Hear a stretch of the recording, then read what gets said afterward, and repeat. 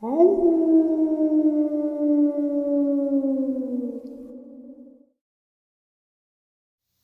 greetings and salutations, everyone. I do hope everyone is still doing well, and welcome to today's bonus upload.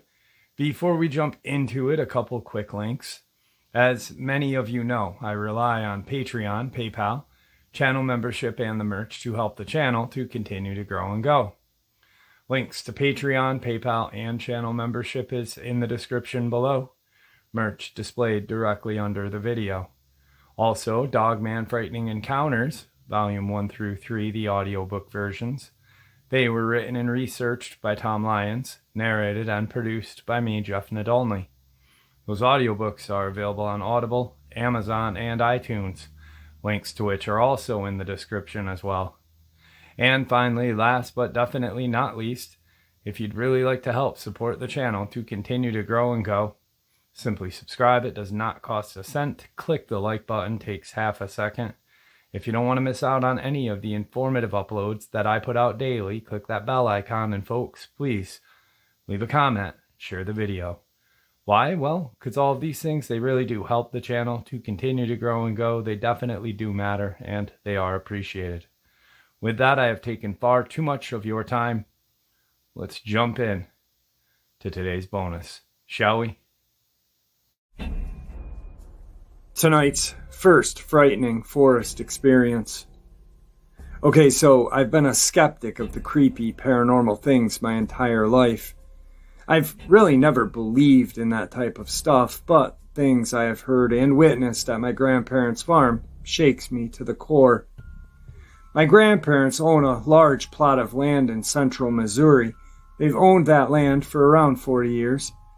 I've been to the farm over 10 times, and every time I go, I always get this terrifying feeling that something is watching me. Like there's always something behind my back. I've always had many strange encounters there that are downright bizarre. My first encounter with whatever this thing is, I was around 7 or 9. We had brought our dog, Spot, to the farm. He was a silver lab who I loved dearly. I was exploring in the forest behind the house, just enjoying the summer breeze when my dog starts growling. A deep, sinister growl that I'd never heard him make before. I turned around quickly to see what he was growling at, but I couldn't see anything except the forest. While my eyes were scanning the area where my dog is growling, some sort of animal shot out of the brush so fast I could barely see what it was. And before I knew it, it was gone. I sat there for what felt like an eternity, absolutely flabbergasted by what I had just witnessed. From what I could see of it, it looked like a coyote, but the speed at which it moved was absolutely insane. Just an exaggeration, but it moved like 90 miles an hour and made almost no noise. The most creepy part was that the place it had jumped out of didn't make an imprint of where it was lying, and from where I viewed it jumping up, I should have been able to easily see where it was hiding. Shocked by what I had just witnessed, I decided it was enough, and I headed back to the house. The second encounter happened when I was around 10. I was visiting the place and, like usual, getting that feeling of being watched. The first day was normal, nothing really creepy happened. I was just spending quality time with the family. But when night came, that's when crap started happening. I was trying to sleep in a twin bed that was my mom's brother when he used to live there, when I heard this tapping. Not a tiny little tap, but a loud tap, almost like banging, coming from the direction of the window. I slowly sat up and looked at the window, but there was nothing, so I assumed it was just some animal or something like that. 5 minutes pass and no tapping, so I start to drift off to sleep. Boom! This time not a tap, a slam, a loud slam directly into the window. I'm not talking about like a hit. It sounded as if something absolutely massive had hit the window. I shot up so quickly I nearly passed out. I decided enough is enough and grabbed a flashlight in the drawer and shined it out the window. Nothing. 10 seconds pass, nothing. I was about to go crawl into my mom's bed when I heard it, a screech a screech that was not achievable by any human, so loud it pierced the quiet, peaceful summer night. I can't put it into words what that sound sounded like, but it was dark and horrible. I still remember it to this day. I froze, unable to move a muscle. I was so scared. I was sitting there, still as a statue, petrified by what I had heard. That's when my instincts kicked in, and they told me to run into my mom's room, which I did. For some reason, I didn't wake her up. I just cuddled up next to her and didn't sleep the rest of the night. All I could think of was that sound, that horrible, terrible, bloody screech.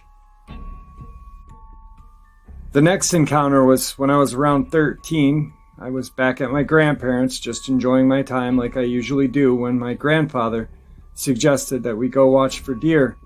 I agreed because I'd been doing this since as long as I can remember, and it was never an issue. It was extremely fun. So we take the Polaris and went out at around 6 or 7 p.m. to look for deer. We decided to go into the most eastern pasture because that's where we usually spot the most deer. 30 minutes passed and we had seen a few deer, but not as much as we usually do. This is when things get crazy. I get the feeling again, that dreadful feeling that something's there in the shadows watching me. This time it's a lot more intense. It's right up behind me, but when I look, it's never there. This time it appears that my grandfather feels the same presence as I do. Just to let you know, my grandfather is a very laid-back individual, always joking and laughing. The only time I've ever seen him serious is when my great-uncle died a couple years ago. So when I start feeling that I am being watched, my grandfather goes from happy and laid back to very serious and alert. He gripped the wheel so tight his knuckles turned white and was constantly looking around, making sure something wasn't following us. He makes this massive U-turn out of nowhere and starts heading back to the house. I ask, "What are you doing?" He replies, "We're heading back to the house." The tone of his voice was cold, like he had witnessed someone being murdered. At this point, he's gripping the wheel even harder and absolutely going pedal to the metal full speed back to the house.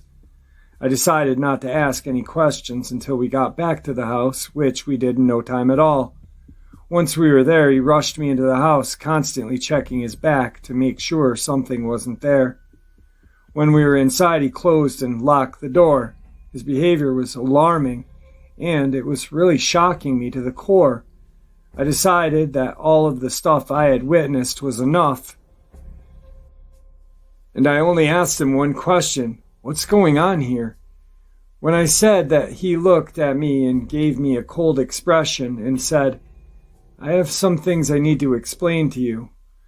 We sat down for 30 minutes and explained that whatever this thing that was living on his property has been here since the day he moved in, and he and my mother experienced the same thing that was happening to me the first few years of living here.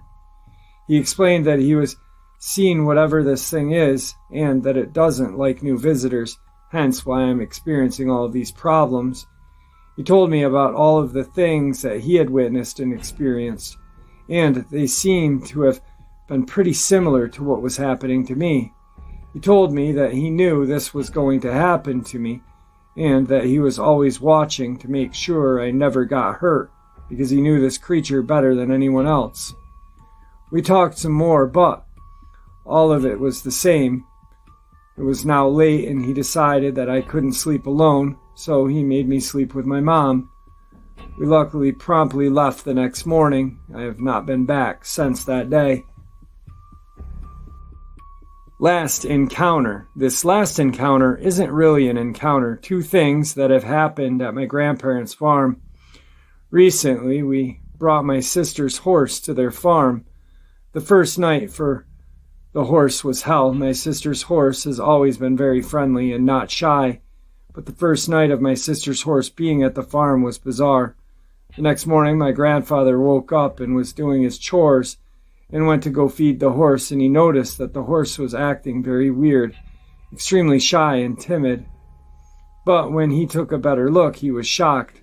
The horse had 3 10-inch gashes down its side, like something had clawed at it. It was ruled out that the horse ran into a fence, but I think otherwise.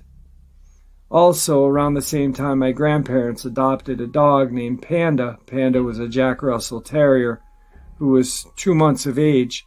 5 days later, he was found dead with deep puncture wounds on his body and his neck slashed. They ruled that out as a bobcat or a mountain lion, and I think otherwise. I don't know what this thing is, but something tells me if I go back, good things will not come. Tonight's second frightful forest experience. Mid to late 2000s, I was an avid hiker in the Appalachian Mountains. I had been all up and down the AT. I spent most of my time in Tennessee and Virginia. One day, my main hiking buddy and I were following a main trail when we ran across what looked like a game trail. Being curious dumbasses, we decided to follow it. Very quickly, we started hearing very odd sounds. It was humming like electricity. We got closer and found a clearing with a large, old, dilapidated barn in the middle of nowhere, not even close to a road.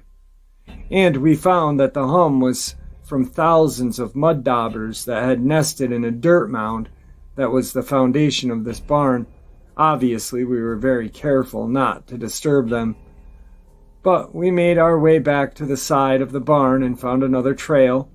It led to a cabin, a small wooden shelter with 4 bunks, built by the Boy Scouts in the 30s according to a plaque on the door. We thought this would be an awesome place to camp and left shortly thereafter with the intention of bringing back other friends. A few weeks later, we took 2 of our friends up to this place, so 4 of us total. We knew we had shelter, so we didn't bring a tent or anything, just sleeping bags and a lot of food. Oh, and LSD. We all dropped when we got into the cabin, and then we set up making our beds and building a fire to make dinner.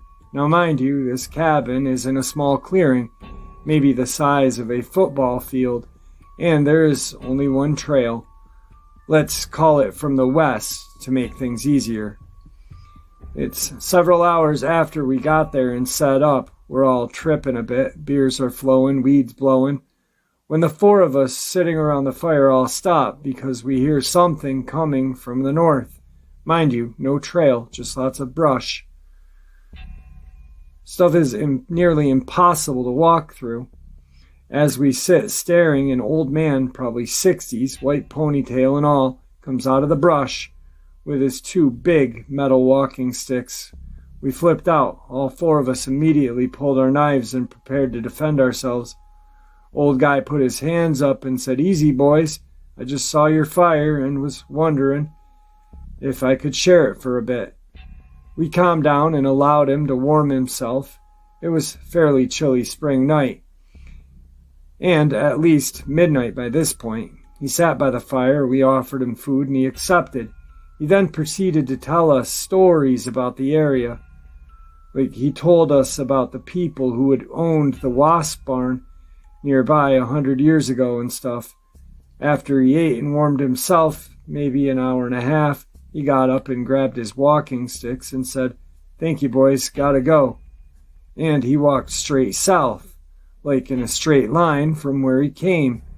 But once again, there was no trail there. The next morning, we went looking both to the north and south and couldn't find a single trace of this guy. I know what you're going to say, and yes, we were high as kites, but we all 4 met and talked to the man, and we all 4 woke up the next day curious and went looking. None of us could find a single trace of his existence. What really messed with us was, as we made our way home back out of the trail to the west and then north, we saw him again, sitting on a log in the middle of a stream a good way off the trail and down the ridge. In the opposite direction that he had walked off, we waved, he waved back. And as soon as we went around the corner of the trail, the 4 of us sprinted as fast as we could, like 2 miles back to the car. We haven't been camping or hiking since. Today's third frightful forest experience. I was hunting for black bear one day back in the early 2000s. The area I was hunting was northern Clinton County, PA. My ex-brother-in-law and I enjoyed the area and spent many seasons scouting and hunting the land. This part of the county is filled with long hollows, steep inclines, and hard-to-access trails. We both like to do our own thing and hunt separate terrain. I would often dive down into the hollows while he scoured the ridgelines, hoping to get a shot at whatever I pushed up to the top. We both carried pretty bumped up two-way radios to keep on general idea of where we were, although often the terrain made it too difficult for good reception. This day was a typical PA bear season day. It was on a Wednesday of the season, the third and last day of a brief season. It was back then. The woods were quiet with no distant whooping or yodeling of various opening day camps pushing drives through the woods. The weather was cold, gray, and windy when we separated to begin our hunt and continued on throughout the day. I spent the day still hunting down this long hollow south of the little town in north-central Clinton County, with the idea of meeting my brother-in-law at the top of the ridge at the agreed time of 4 p.m., giving us plenty of time to hike together a few miles back to his truck. After hunting all day, I found an old game trail that appeared to meander its way back up to the ridgeline towards where I knew he would be waiting for me. After close to an hour, maybe around 3:30, I made my way 2/3 of the way to the top, stopping off and scouring the slope for the jet black fur of a roaming bear. Along the trail, I came upon a long ago used fire ring. It was very rudimentary in its build and appeared to be used only once. The ring's rocks were covered in lichen and only had the faintest traces of black from a long ago fire. I found it odd that a fire ring would be here considering the steepness of the slope, but it was a very small, somewhat leveled ledge. There I figured I would sit and eat the rest of my packed food and sit still, hoping to catch a final chance to see a bear. All the while, it felt odd, somewhat unwelcoming, like I shouldn't be there.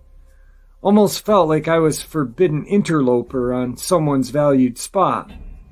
I sat for maybe 20 minutes and thought that it was time to continue the trek upward towards my bud. As I stood, I slung my backpack on and reached down to sling my rifle over my left shoulder. I stood up. I heard my name called loudly. It didn't really sound like it was behind me, rather than all around in my head. Just as I was going to turn around, my rifle was slapped off of my shoulder. I felt the force, heard the sound of something slap against the wood of the stock, and crouched quickly to save my gun from dashing into the rocks at my feet. I grabbed it in the nick of time and quickly turned around with a mouthful of mother effers for whom I thought was going to be my brother-in-law jacking around with me. There was nobody there at all. Absolutely no way could anyone have rushed off without me either seeing or hearing them.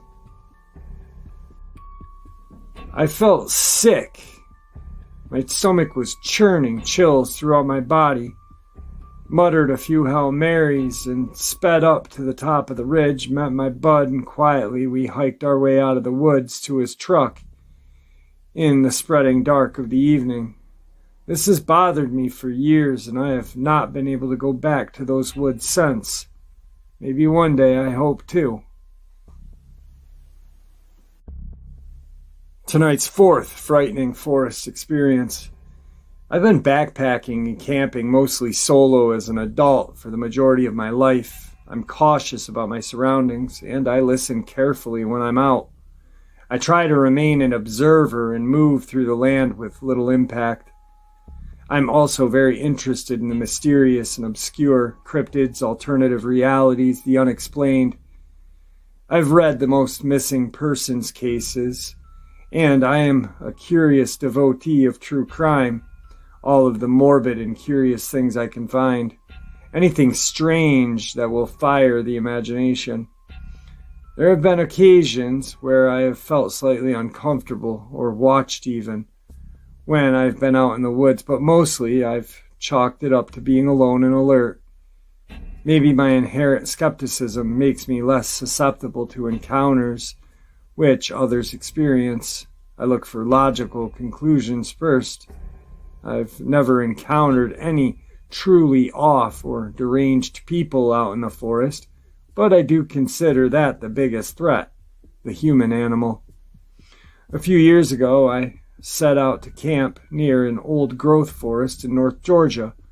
Most old growth here is gone, but there are places that haven't been logged, and if you get a chance to visit one, wherever you may live, I'd suggest it's beautiful, serene, alive in a way that's hard to describe. This particular forest was one of hemlock and poplar, and the trees were massive. I had a guidebook that gave directions out into the sticks, following little country roads that eventually turned into gravel. After a long drive into the national forest, I parked near the trail, which was unmaintained, meaning it was not very popular or heavily traveled. I hiked out through the woods to where the trail just eventually kind of stopped. There was very little undergrowth. I spent the afternoon just exploring, looking at the trees and enjoying the calmness. I eventually made my way down to a creek and crossed over it to an old field that formed sort of a bowl in the land with hills and ridges on all the sides. The fact that there was a field means that there had to, I guess, at one point been people living in the area, but I saw nothing of the sort when I was there, and my maps showed that I should have been far enough from any roads or settlements. I set up my tent and made some food. It was late when I decided to have a little smoke and lie out in the field in front of my tent and look at the stars before bed. There was little to no light pollution, and I always relished the opportunity to enjoy the sky at those times. As I lie there, I begin hearing loud knocking sound from up near the ridge where I had been earlier in the day, maybe 1,000 yards away. 3 knocks and a long pause followed by 3 more, and then it'd repeat. When I say knocks, what I mean is very loud noises like 2 logs or trees being hit together, loud enough to reverberate in that little bowl I was in, loud enough you could almost feel it.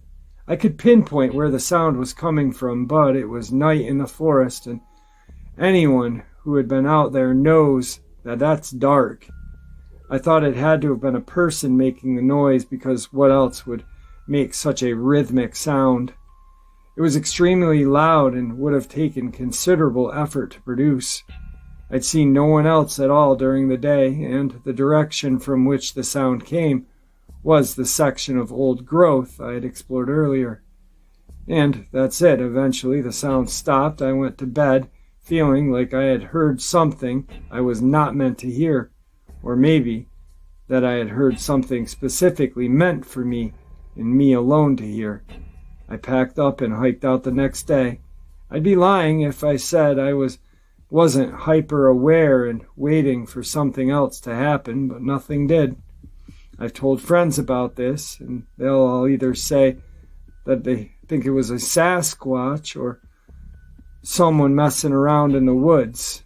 But why would a person be out in the woods late at night banging 2 logs together in the dark? Tonight's final frightening forest experience. Let me start off by saying that this is 100% true. It happened to me when I was about 13. I'm 27 years old now. Whether you believe this or not is up to you.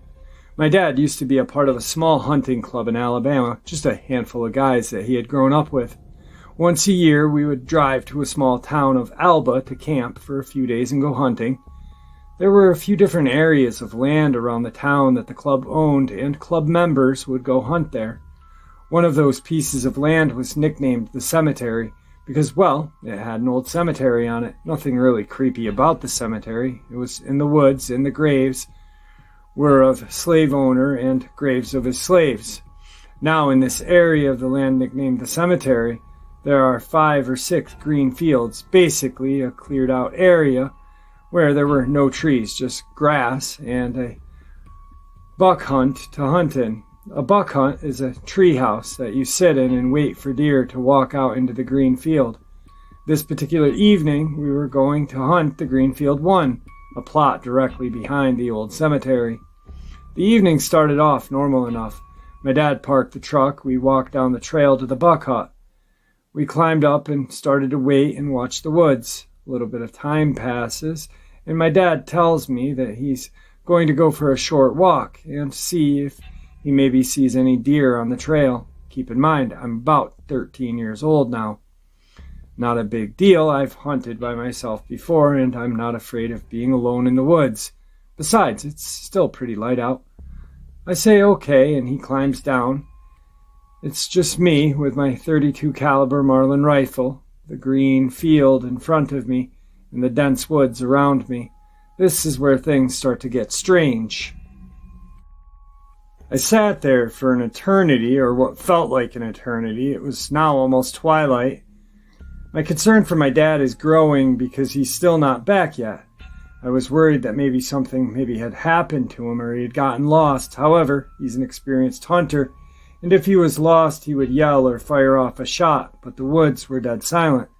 I figured maybe he found a good spot that he wanted to hunt at twilight/dusk hour of the day because that's prime time for hunting.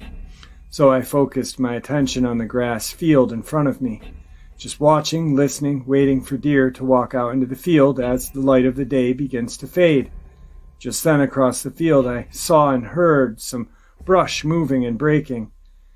The thought did cross my mind that it could have been my dad, but I highly doubted it. No way could that have been him. That would be incredibly dangerous and stupid. I raised my rifle and pulled back the hammer, aimed it, and at the moving brush, and patiently waited for what I hoped was a deer to walk out. Then a girl floated out of the woods and onto the grassy field. She was transparent white, with a long flowing dress and long white hair. She floated from one side of the field to the other and disappeared back into the woods. I watched her for a solid minute or two. I couldn't believe my eyes. I was petrified. Now I wanted my dad back. A short time passes. Now it's pitch black. I'm still alone. My concern for my dad has turned into panic, but I'm too afraid to yell or go look for him in the pitch black woods, where I had just seen a ghost. I sat there for hours, terrified, alone in the darkness. Thankfully, he finally returned. He acted as if he had not been gone long. I asked where he had went to, and he just said he went for a short walk up the trail, turned around and came back. The timeline made no sense. He had been gone for hours. It was unlike him to leave me alone for that long. He was adamant he had only been gone 10 or 15 minutes. We walked down the trail to his truck. I couldn't get out of there fast enough. The whole experience still confuses me to this day. Was the ghost I saw an old slave or a slave owner buried in the woods behind me something else entirely? Did my dad go through some kind of time warp where time sped up? I don't know. I never went hunting there again and don't plan to ever go back. And there you have it, folks. I do hope you all enjoyed today's bonus as much as I enjoyed sharing it with you all, and I'd really like to thank you for supporting the channel. It is your support that keeps this channel growing and going, and what gives us all a place and a chance to share our experiences and theories judgment-free. Everyone is treated with the respect that we deserve. Please stay safe, happy, healthy, and ever vigilant, keeping an eye on our children, pets, family, and our friends. These creatures are real. They are out there and dangerous. Share this information with those you love and care about, and it may just help save their lives someday.